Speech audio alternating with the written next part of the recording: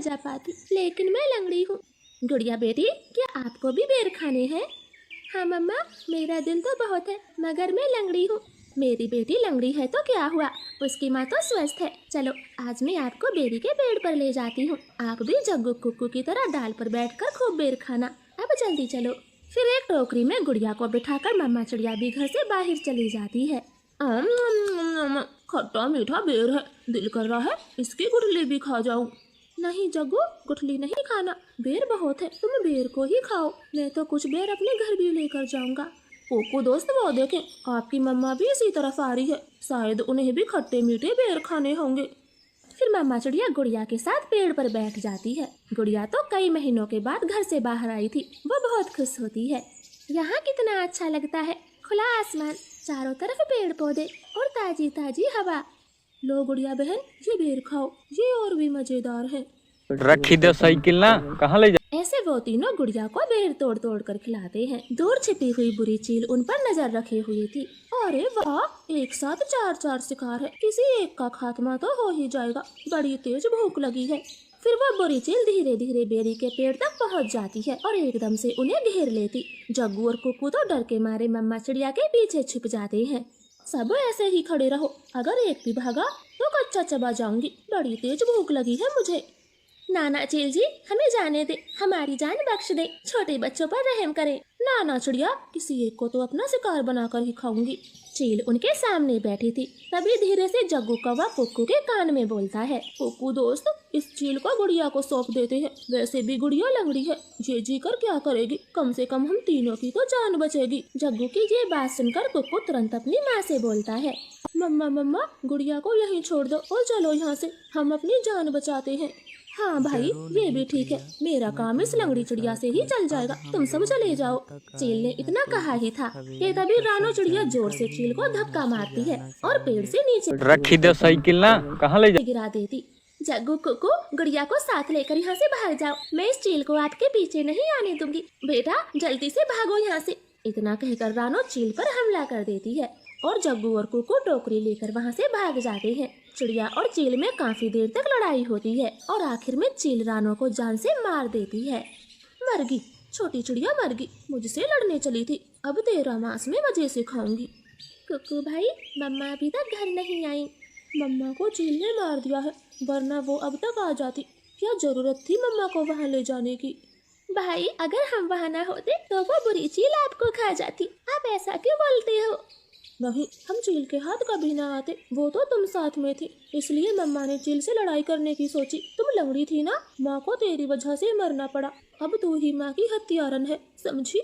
ऐसे कुक्कू तो गुड़िया को ही दोषी ठहराता है। अब गुड़िया का ध्यान रखने वाला कोई नहीं था।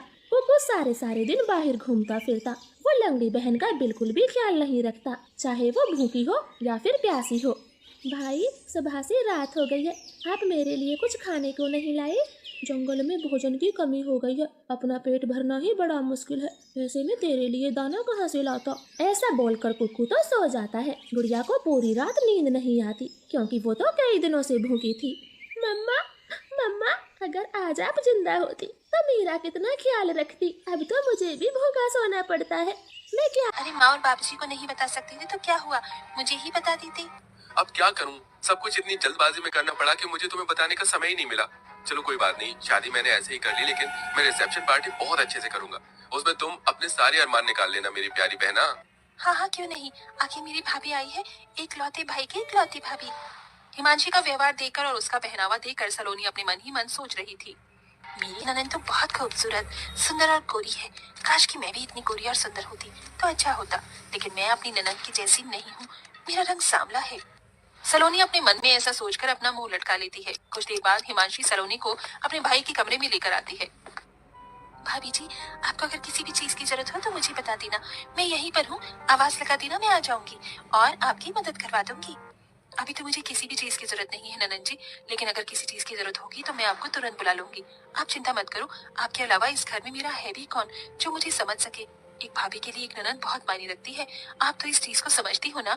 हाँ हाँ, क्यों नहीं मेरी प्यारी भाभी, बिल्कुल समझती हूँ, आप चिंता मत करो, मेरे रहते इस घर में आपको कभी किसी चीज की परेशानी होगी ही नहीं। ऐसा बोलने के बाद हिमांशी अपने भाई के कमरे से बाहर आ जाती है। थोड़ी ही देर बाद हिमांशी अपने कमरे में जाती है और एक नया सा सूट पहनकर अपनी भाभी के कमरे में आती है। अरे भाभी, अभी तक आप तैयार नहीं हुई हो? रुको, मैं आपको तैयार कर देती हूँ। हिमांशी अपनी भाभी सलोनी को तैयार करने लगती है। तभी सलोनी देखती है कि हिमांशी ने बहुत सुंदर और प्यारा सूट पहना होता है। वो शीशे में अपनी ननद को देखते हुए कहती है, क्या बात है ननद जी, तुम्हारा ये सूट कितना प्यारा लग रहा है, तुम्हारी गोरी रंग पर खेल रहा है। मेरा रंग काला है ना, तो मेरे ऊपर ऐसे कपड़े अच्छे नहीं लगते। मैंने कई बार ऐसे कपड़े देखे हैं, लेकिन मेरा रंग और बेकार लगने लगता है। अरे भाभी, कैसी बात कर रही हो आप? ये तो बहुत प्यारा कलर है और ये कलर भी मीडियम है। इसे गाजरी कलर बोलते हैं। आपको पता है ये कलर हर एक औरत के ऊपर जचता है, फिर चाहे वो काली हो या गोरी हो। आपको यकीन नहीं है तो रुको, मैं आपको ये सूट देती हूँ, फिर आप इसे पहनकर देखना, आपके ऊपर बहुत अच्छा लगेगा। हिमांशी अपने कमरे में जाती है और दूसरा सूट पहनकर जो उसने पहना होता है उसे उतार के अपनी भाभी के पास ले आती है। भाभी, ये लो सूट। अरे ननद जी, आपको ये सूट मुझे देने की क्या जरूरत थी, रहने दीजिए। अरे क्या हुआ भाभी, आप मेरी भाभी हो, मैं इतना नहीं कर सकती, चलो इसे पहनकर दिखाओ। हिमांशी के ऐसा कहने के बाद सलोनी हिमांशी की बात मान लेती है और सूट पहनकर अपनी ननद को दिखाती है। देखो ननद जी, कैसा लग रहा है? पहले तो मुझे लग रहा था कि मेरे रंग के ऊपर ये अच्छा नहीं लगेगा, लेकिन मेरे सामने रंग के ऊपर ये मुझे बहुत अच्छा लग रहा है।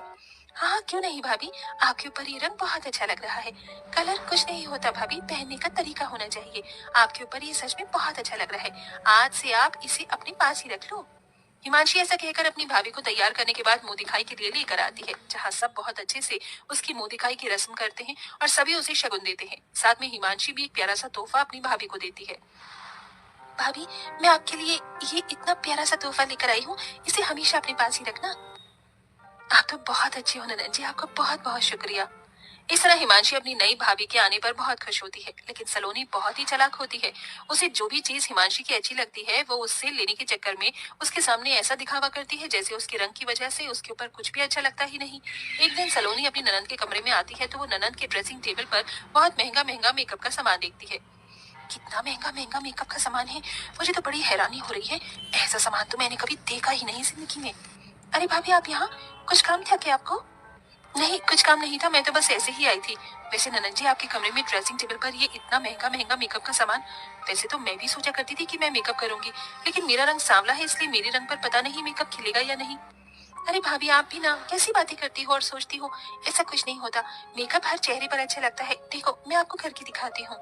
हिमांशी अपनी भाभी सलोनी के चेहरे पर थोड़ा सा मेकअप करती है तो सलोनी को अच्छा लगता है। तभी सलोनी कहने लगती है, ननद जी, बहुत बढ़िया मेकअप है आपके पास, काश कि मेरे पास भी होता। होने की क्या बात है भाभी जी, ये है ना, आप इसे रख लो, मैं अपने लिए और मंगा लूंगी। आपके पास रहे या मेरे पास रहे, कौन सी बड़ी बात है। सलोनी ये सुनते ही खुश हो जाती है। मेरी ननद बहुत अच्छी है, आप सच में बहुत अच्छी हो ननद जी, भगवान ऐसी ननद हर किसी भाभी को दे। ऐसा कहने के बाद सलोनी अपने कमरे में सारा मेकअप का सामान उठाकर ले आती है और उसे अपनी ड्रेसिंग टेबल पर लगाने लगती है। फिर भी कम रेट मिल रहा है। ननद के सारे सामान पर मेरा ही अधिकार है, मैं उनके पास कुछ नहीं छोड़ूंगी, सब ले लूंगी। हेलो दोस्तों, ये वीडियो आप लोगों को अच्छी लगी होगी। अगर ये वीडियो आप लोगों को अच्छी लगी है तो वीडियो को लाइक एंड चैनल को सब्सक्राइब ज़रूर करें और बेल आइकन को प्रेस करना ना भूलें। इस वीडियो में आपको जो पार्ट बहुत ज़्यादा अच्छा लगा है उस पार्ट